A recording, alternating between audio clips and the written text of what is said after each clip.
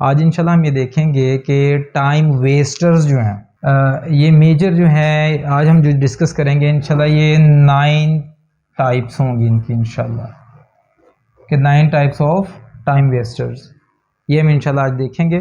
क्योंकि जो time Wester हैं, अगर हमें ये पता होगा कि हमारा टाइम कहाँ पर ज़ाया हो रहा है तो हमारे लिए मैनेज करना भी आसान हो जाएगा। तो इंशाल्लाह सबसे पहले हम इस चीज़ के हवाले से देखते हैं कि टाइम वेस्टर्स हैं क्या।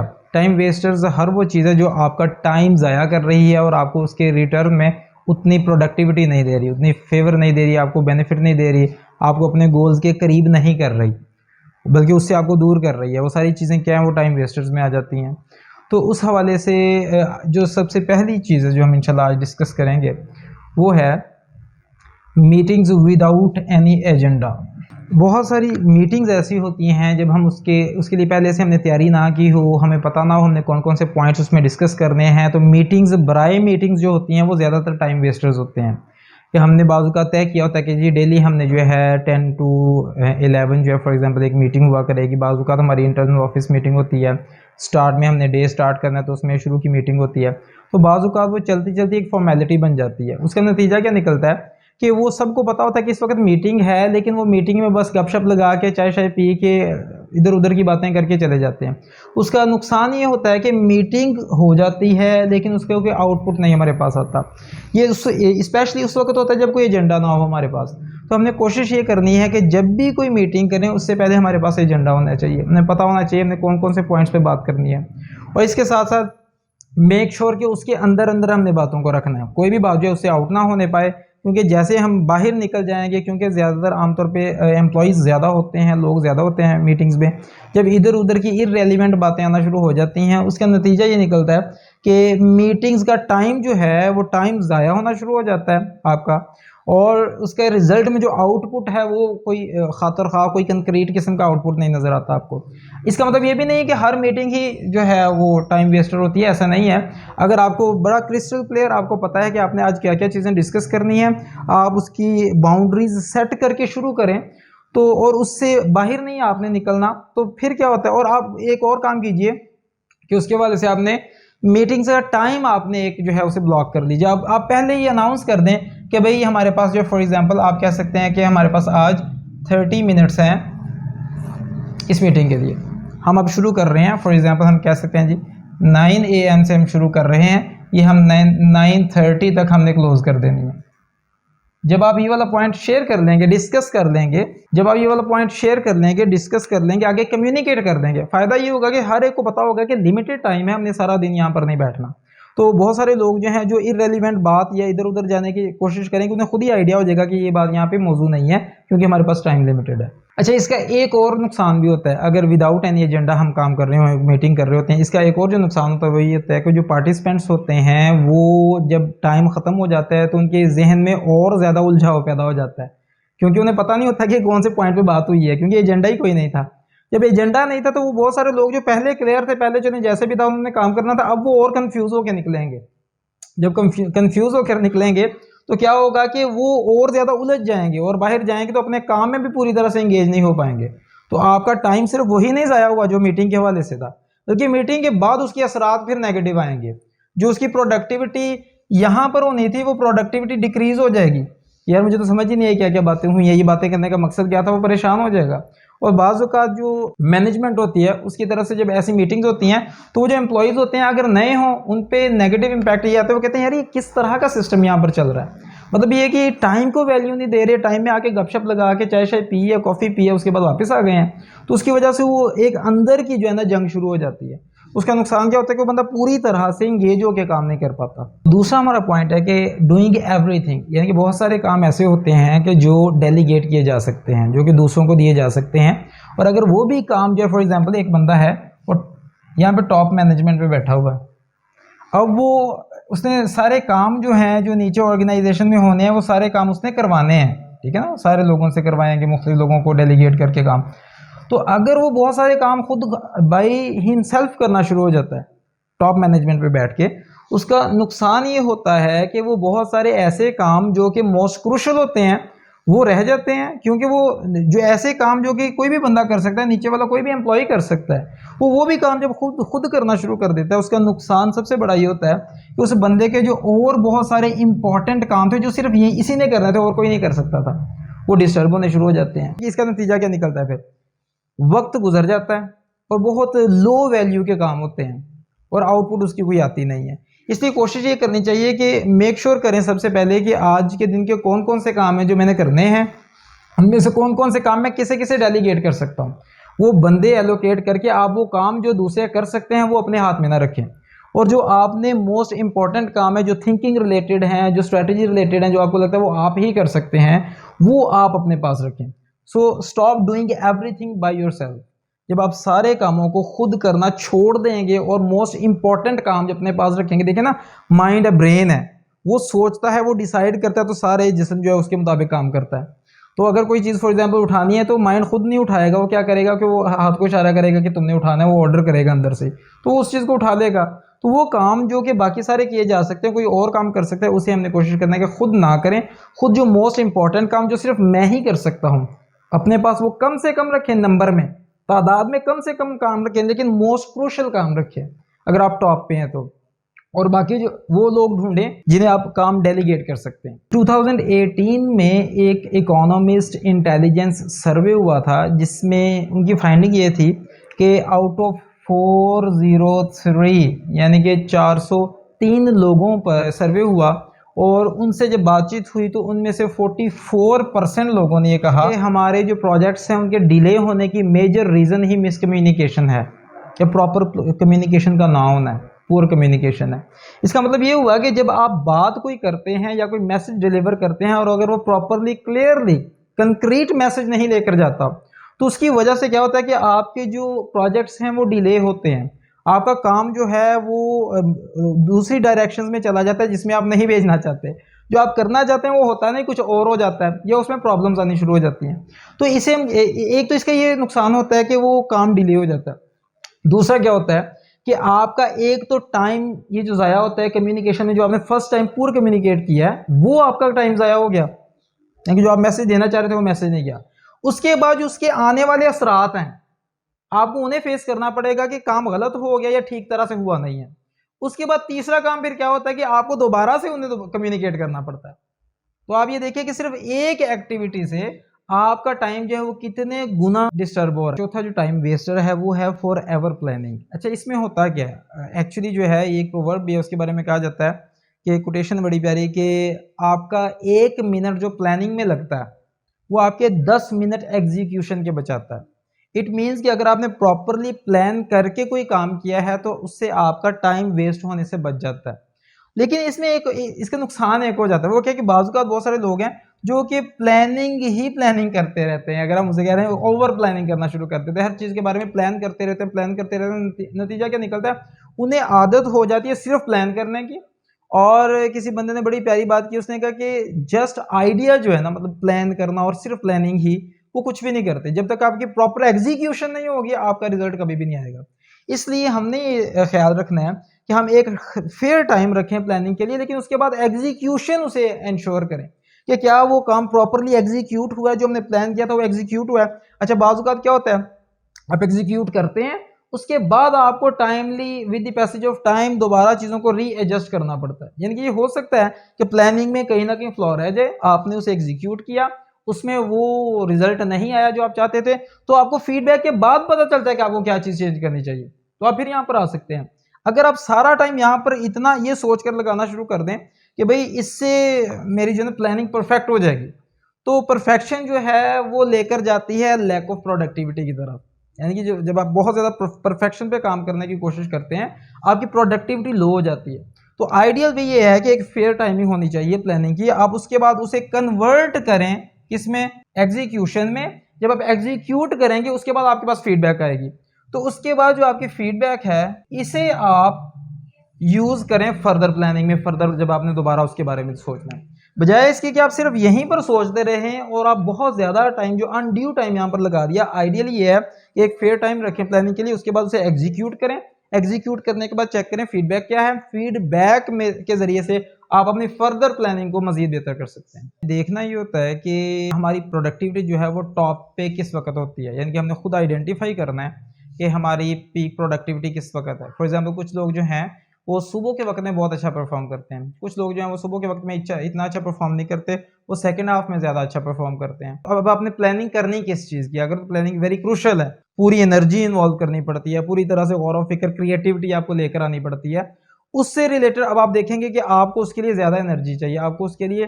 ज़्यादा फुल कंसंट्रेशन चाहिए। तो उसका बेस्ट वे ये है कि आइडेंटिफाई कीजिए अपने पैटर्न्स को, अपनी लाइफ को, कि मेरे लिए कौन सा टाइम बेस्ट है, उस टाइम में वो वाला काम करें। अगर प्लानिंग है बस कैजुअल है, ठीक है जी, आपने जाना है कहीं पे भी, उसके लिए बहुत ज़्यादा इंटेंसिव प्लानिंग की ज़रूरत नहीं है, तो उसके लिए आप उसके अकॉर्डिंगली डिसाइड कर सकते हैं कि ठीक है इसे मैं सुबह फर्स्ट टाइम कर सकता हूँ, क्योंकि आपने बाकी दिन की प्लानिंग करती हैं। तो वो आप इट डिपेंड्स कि आप किस चीज़ से मुतल्लिका करना चाह रहे हैं। जी, पांचवा पॉइंट है कि डिस्ट्रैक्शंस। ये जो डिस्ट्रैक्शंस होती हैं ना, ये बहुत ज़्यादा काम ख़राब करती हैं कि हम बाज़ औक़ात ये समझते हैं कि मैं यार काम कर रहा हूँ, चलो ठीक है, कॉल आ गई, कॉल ले लेता हूँ, और उसके बाद फिर अपना काम शुरू, अचानक जहाँ वो टी बॉय आ जाता है कि सर जी चाय पीनी है। हमें लग रहा होता है कि हमारी जो है ना प्रोडक्टिविटी ठीक है, इसमें कोई प्रॉब्लम नहीं है, इसमें बहुत बड़ी प्रॉब्लम है। एक रिसर्च हुई है, 23 मिनट्स और 15 सेकंड्स लगते हैं आपको दोबारा उसी लेवल को अचीव करने में जो आप पहले से कर रहे थे, और दरमियान में एक डिस्ट्रैक्शन आ गई। यानी कि जैसे ही कोई डिस्ट्रैक्शन होती है, हमें ये लगता है कि यार खैर है, फिर क्या हुआ, मैंने कॉल ही तो ली है, फिर क्या हुआ यार, चलो ठीक है, मैं वैसे ही ज़रा बाहर ही निकला हूँ और तो कुछ भी नहीं है, ज़रा बाहर हॉल में मैं चेक करने के लिए गया हूँ, या कोई मामला ख़राब ना हो जाए वगैरह वगैरह। ये जो दरमियान में मामला तो हो रहे होते हैं ना, उससे क्या होता है कि रिसर्च हमें ये बता रही है कि 23 मिनट और 15 सेकंड लगते हैं आपको दोबारा से उसी लेवल में जाने के लिए।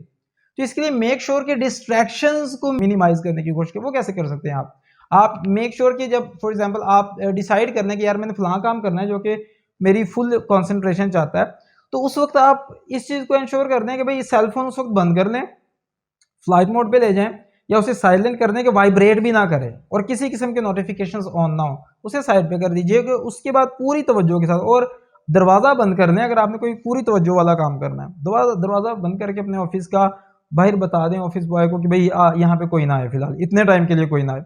तो उसमें आप पूरी तवज्जो के साथ करें विदाउट एनी डिस्ट्रैक्शन। जब आप लिमिट्स इंपोज कर देते हैं डिस्ट्रैक्शंस पे, उसका फायदा क्या होता है कि आपने जो एक एक्सटर्नल दुनिया से आपने अपना आप को कट ऑफ किया है, उसका बेनिफिट जो सबसे बड़ा है वो ये है कि आप एक पूरा क्वालिटी टाइम उस चीज में लगा रहे हैं।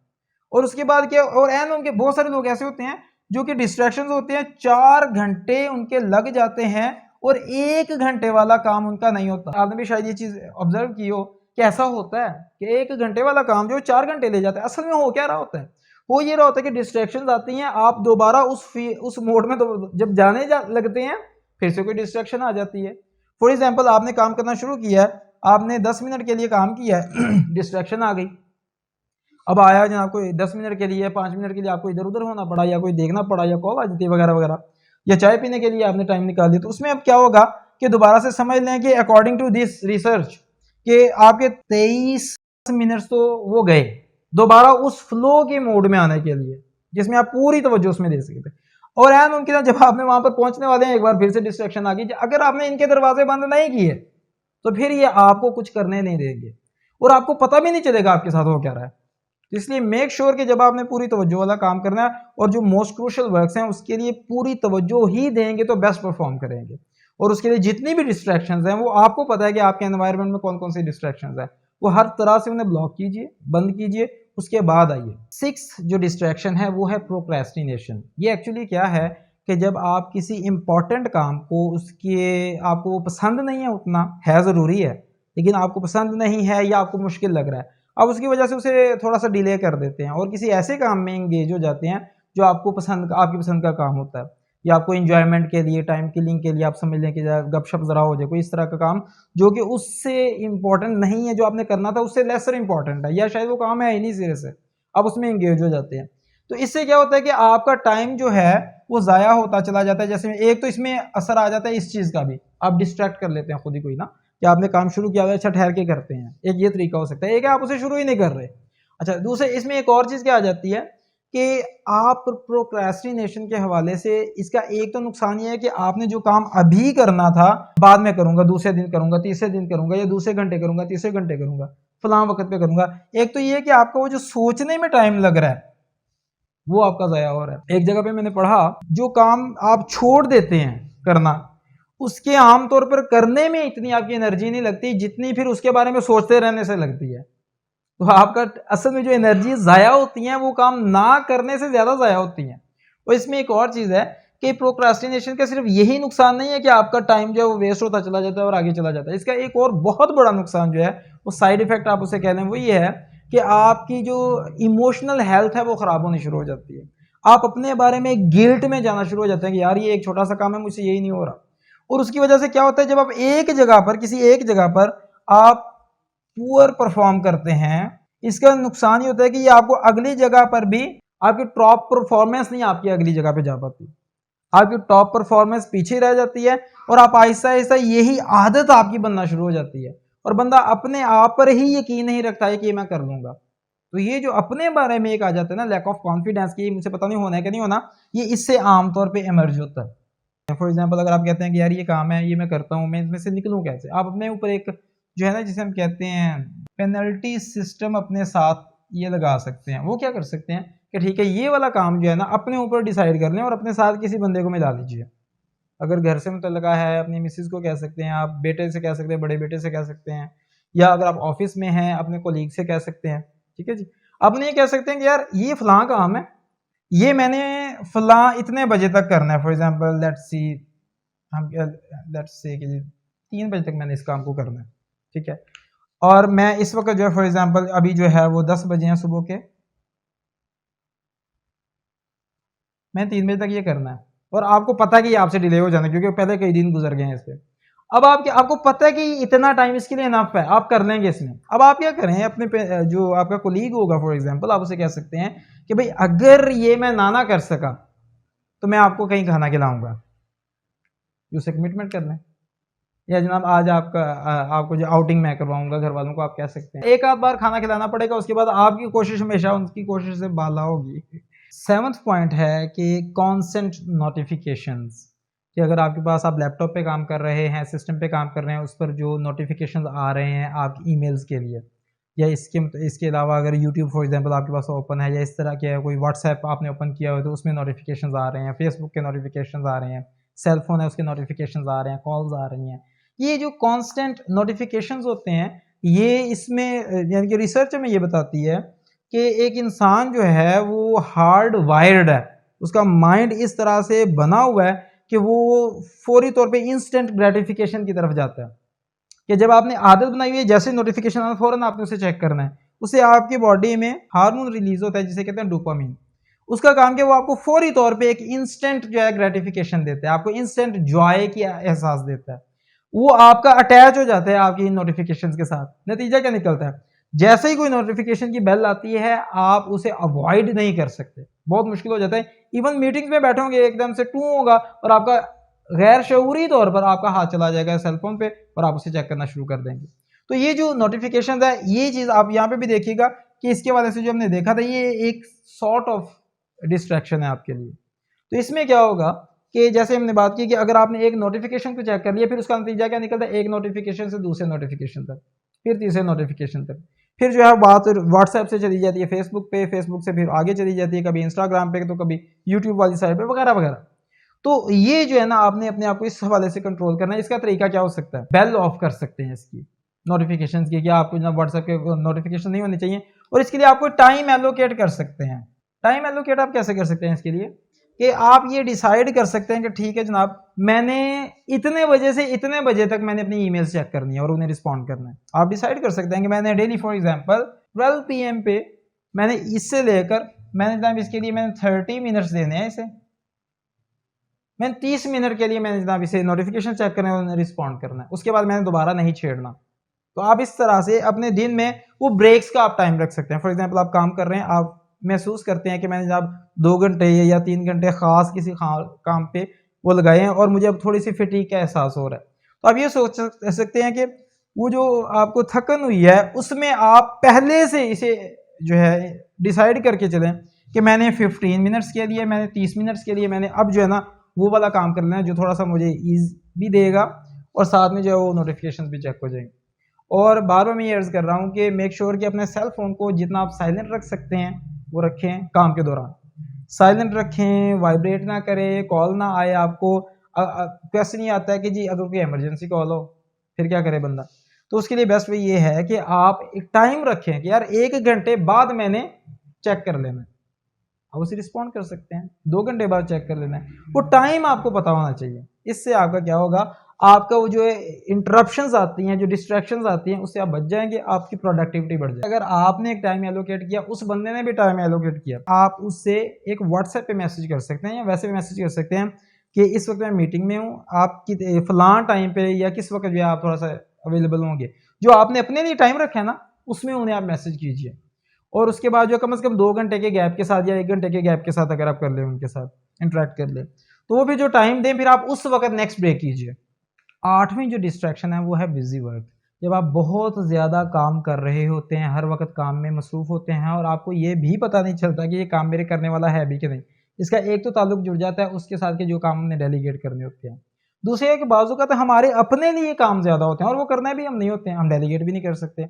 ऐसे मौके पे क्या किया जा सकता है कि बजाय इसके कि आप सारे काम खुद करने की कोशिश करें और एक ही वक्त में शुरू करें, मेक श्योर कि उसे प्रायोरिटाइज कर दें। आप डिसाइड कर सकते हैं कि फॉर एग्जांपल ये 5 काम है मुख्तलिफ, तो इनमें से आपके नज़दीक जो मोस्ट इंपॉर्टेंट, मोस्ट क्रूशियल काम कौन सा है, मोस्ट वैल्यूएबल, वो डिसाइड कर लें और आप उसे पिक करके सबसे पहले उसे रख लें कि मैंने सबसे पहले ये वाला काम करना है। उसके बाद आप ये देख रहे हैं कि जब तक वो नहीं हो जाता तब तक आपने किसी और को नहीं छेड़ना, कि आप प्रायोरिटाइज करें चीज़ों को और आप उसी काम को करें जो मोस्ट इंपॉर्टेंट है। सब कुछ करने की जरूरत नहीं है, उस दिन के लिए डिसाइड करने कि आज मैंने ये 3 काम करने हैं, आज मैंने ये 2 काम करने हैं जो कि मोस्ट इंपॉर्टेंट है। और अपने आप से पूछिए काम शुरू करने से पहले या दिन शुरू करने से पहले कि मैं कौन से ऐसे 2-3 काम है अगर वो हो जाएं तो मेरे नज़दीक जो है मैं इस पे खुश हूँ कि ठीक है जी, मैं मेरा दिन जो है बड़ा सक्सेसफुल रहा है। वही काम करें, बहुत ज़्यादा काम ना करें। अच्छा, इससे होता ये है कि आपको बाज़ औक़ात लगता है कि आई एम हार्ड वर्कर, यार मैं इतने सारे काम कर रहा हूँ तो मैं बड़ा हार्ड वर्कर हूँ। उसका नतीजा क्या निकलता है, आपको फील ये आ रही होती है कि आप हार्ड वर्कर हैं क्योंकि आप बहुत ज़्यादा बिजी हैं, लेकिन रिजल्ट असल में ये निकलता है कि आप कोई भी वैल्यूएबल काम नहीं कर रहे होते। तो आप काम जो भी कर रहे होते हैं वो कोई रियल वैल्यू ऐड नहीं कर रहा होता, कोई मोस्ट इंपॉर्टेंट जो है ना टास्क नहीं हो रहा होता। जैसे किसी ने बड़ी प्यारी बात की कि टाइम का वेस्टर एक बहुत बड़ा ये है कि आप वो वाला काम कर रहे होते हैं बड़े अच्छे तरीके से जो करना ही नहीं चाहिए। तो इसलिए मेक श्योर कि आप उन कामों को ही डिसाइड करें जो आपने करने हैं हर हाल में, और उनमें से भी किसी एक को शुरू कीजिए। जब तक वो कंप्लीट नहीं हो जाता नेक्स्ट पे ना जाइए। इंशाल्लाह नेक्स्ट टॉपिक पे भी ये चीज़ आएगी। 9th पॉइंट है मल्टीटास्किंग। कि बाज़-औक़ात कुछ लोग जो होते हैं वो एक वक़्त में एक से ज़्यादा चीज़ों को साथ-साथ लेके चल रहे होते हैं और वो अपने आप के बारे में सोच ये रहे होते हैं, आई एम अ मल्टीटास्कर, मैं एक वक़्त में एक से ज़्यादा काम कर सकता हूँ।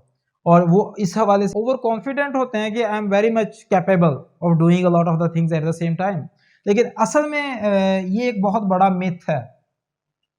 ये एक बहुत बड़ा मिथ है, यानी कि ये तो साइंटिफिकली ये चीज़ें प्रूव हो चुकी हैं अब कि मल्टीटास्किंग नाम की कोई शय नहीं है। इस वक़्त बंदा कोई ऐसी चीज़ नहीं कर सकता जो मल्टीटास्किंग है। सिर्फ चीज़ होती है असल में क्या, जब बंदा 2 काम अगर इकट्ठे कर रहा होता है तो वो स्विचिंग कर रहा होता है असल में। वो फॉर एग्जांपल अगर हम कहते हैं एक बंदा एक ही वक़्त में 2 काम लेकर चल रहा है सेम टाइम में, वो असल में एक वक़्त में सिर्फ एक काम कर रहा होता है। उसकी स्विचिंग इतनी तेज़ होती है बाज़ औक़ात उसे लग रहा होता है कि ये दोनों काम इकट्ठे हो रहे होते हैं। जैसे मिसाल के तौर पे आपने जगलर को देखा होगा, वो जो बॉल्स इस तरह फेंकता है, 3 बॉल 4 6 बॉल 7 बॉल्स को इस तरह फेंक रहा होता है, उसका भी फोकस असल में एक पे होता है एक वक़्त में। वो उसे इस तरह से कर रहा होता है, लेकिन वो फिर अगेन बात वहीं पे आ जाती है, वो सेम एक ही टाइप की चीज़ें हैं। मतलब वो एक ही बॉल है ना, वो बॉल पे ही उसने फोकस रखना है उन चीज़ों पे। लेकिन आप जब एक से ज़्यादा काम एक वक़्त में करने की कोशिश करते हैं, तो आप कुछ भी असल क्वालिटी के साथ नहीं कर सकते। बेहतरीन क्वालिटी के साथ आप नहीं कर पाते। आपका टाइम ज़ाया होना शुरू हो जाता है। आप और इस पे पूरी रिसर्च स्टडीज़ मौजूद हैं कि एक शख्स जो है जो मल्टीटास्किंग करता है, वो पुअरली परफ़ॉर्म करना शुरू कर देता है। और इसके बारे में तो यहाँ तक कहते हैं, एक से ज़्यादा कामों को बेड़ागर करने का तरीका मल्टीटास्किंग। साहब थे वो सीएसएस कर रहे थे। उन्होंने कहा कि सर हमने तो, मैं फॉर एग्ज़ाम्पल जॉब पे जाता हूँ तो साथ में मैंने काम करना होता है, उधर से जनाब ये मैंने अपनी तैयारी भी करनी होती है सीएसएस के सब्जेक्ट्स की वगैरह-वगैरह। तो मल्टीटास्किंग कहते हैं वो ख़तरनाक है आपकी प्रोडक्टिविटी के हवाले से, तो मैं फिर कैसे करूँ? मतलब मेरा तो काम ही इस तरह से जैसे है। मैंने उन्हें कहा कि अभी ये काम कर रहे हैं, तो आपके बैकएंड में दूसरा काम पड़ा हुआ है जो आपने बाद में करना है। तो ये मल्टीटास्किंग नहीं है। चाहे आपने एक दिन में 3 काम करने हैं, मल्टीटास्किंग ये है जब आप तीनों को एक वक्त में करने की कोशिश करते हैं। तो इसलिए आप उसके लिए क्या कर सकते हैं, मैंने उन्हें ये मशवरा दिया कि आप जब ऑफिस आपकी टाइमिंग है तो आपने अगर उसमें स्टडी का टाइम थोड़ा सा निकालना है तो इस चीज़ को इंश्योर कीजिए जब आपने स्टडी करनी है उस वक्त कुछ नहीं करना साहब। तो इस तरह आपका यानी कि मल्टीटास्किंग ये है कि आपने इधर से काम शुरू किया, उधर से असाइनमेंट आ गया, आपने वो काम कर रहे हैं, इधर से साथ ही आपने किताब भी खोली, चलिए यहीं पढ़ देते, उधर से बॉस ने कॉल कर दी भाई ये भी करो।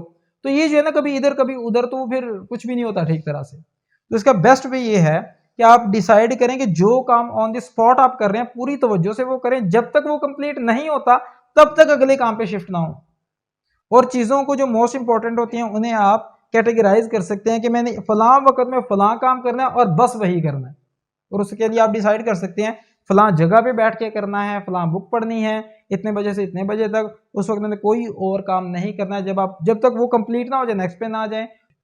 असल में होता ये है कि कुछ चीज़ें ऐसी होती हैं जो आपकी तवज्जो चाहती ही नहीं है। मतलब ड्राइविंग में आप अगर आप स्टार्ट कर रहे हैं, ड्राइविंग लर्निंग कर रहे हैं, उस वक्त अगर आप साथ में ऑडियो लगाएंगे कभी भी नहीं आपको समझ में आएगी।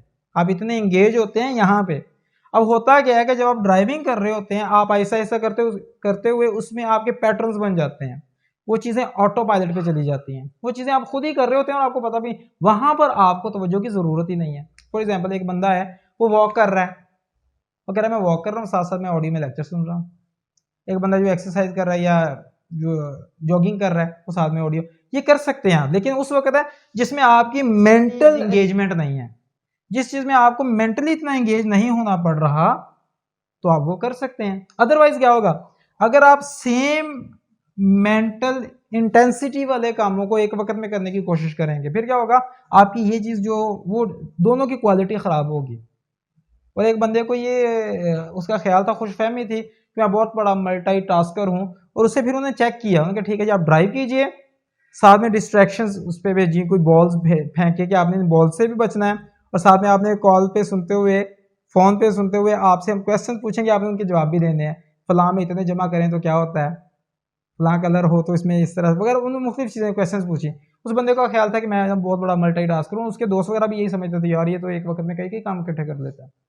लेकिन हुआ क्या कि जब उन्होंने इस तरह की डिस्ट्रैक्शन दी जिसमें उनका उसका माइंड एंगेज हुआ तो उसकी परफॉर्मेंस यहाँ से एकदम यहाँ पे आ गई। तो उन्होंने उसे कहा कि आपके लिए खुशखबरी है कि आप भी सारे लोगों की तरह ही हैं। आप ये सोचना बंद कर दें कि आप मल्टीटास्कर हैं। तो मल्टीटास्किंग जो है बहुत बड़ा मिथ है। जब आप एक वक्त में एक से ज़्यादा काम करने की कोशिश करते हैं तो वो सबकी क्वालिटी गिरा देते हैं आप। तो इसलिए जब आपने इंगेज होना है, अगर आप लर्निंग फेज में हैं ड्राइविंग की, फिर आप खुद ही देखेंगे कि आप जितने मर्जी साथ में लेक्चर सुन लें आपको पता ही नहीं चलेगा कौन से लेक्चर थे। तो इसके लिए जब वो चीज़ें ऑटो पायलट पे चली जाती हैं, आपके मेंटल एंगेजमेंट नहीं है, आपको सोचना नहीं पड़ता, गौर व फिक्र नहीं करना पड़ता उसके लिए, तब आप सुन सकते हैं।